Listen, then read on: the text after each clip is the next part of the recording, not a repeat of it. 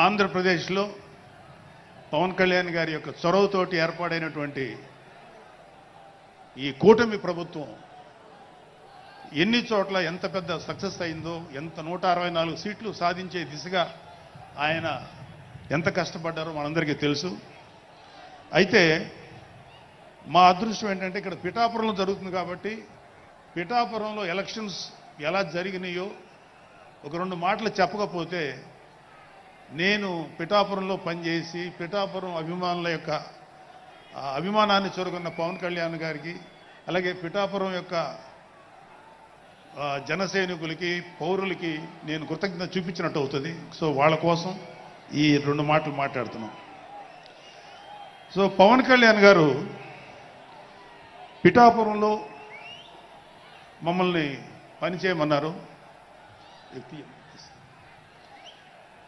అంటే నన్ను, మా ఫ్రెండ్ అజయ్ గారిని, అలాగే మర్రెడ్డి గారిని, రత్నం గారిని, శంకర్ గౌడు, మహేంద్ర, పంచకర్ల సందీపు, ఇలా మాకందరికీ పిఠాపురంలో పనిచేసే అవకాశం ఇచ్చారు. మేము పని మొదలెట్టిన తర్వాత మాకు అర్థమైంది ఏంటంటే,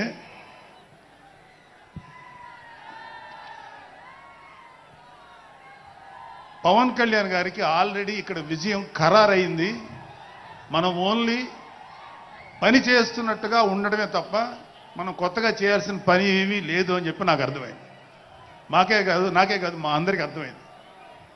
సో మేము దీన్ని ఎంత గొప్ప అదృష్టంగా తీసుకుంటున్నామంటే, పవన్ కళ్యాణ్ గారు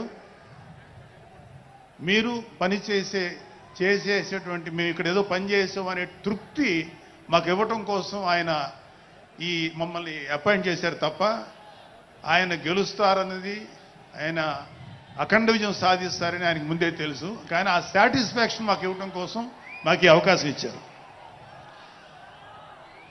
అయితే అది మా అదృష్టంగానే ఫీల్ అవుతున్నాం. చంద్రుడికో నూలు పోగులాగా ఆయన పడిన కష్టానికి ఒక చిన్న పని చేసామనే తృప్తి అయితే మాత్రం మాకు నిజంగానే ఉంది.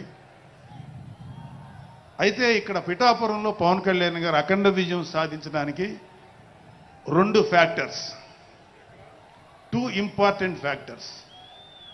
ఒకటి మన ప్రెసిడెంట్ జనసేనాని పవన్ కళ్యాణ్ గారు అయితే, రెండో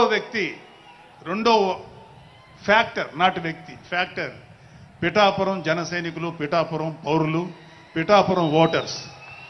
వీళ్ళిద్దరూ లేకపోతే మేము ఎంత ఏమి చేసినా ఏం ఉపయోగం లేదు. సో మాలో ఎవరైనా ఇంకెవరైనా సరే పవన్ కళ్యాణ్ గారి విజయానికి నేనే దోహదపడ్డాను అని ఎవరన్నా అనుకుంటే అది వారి కర్మ, అంతకంటే ఏం చేయలేం.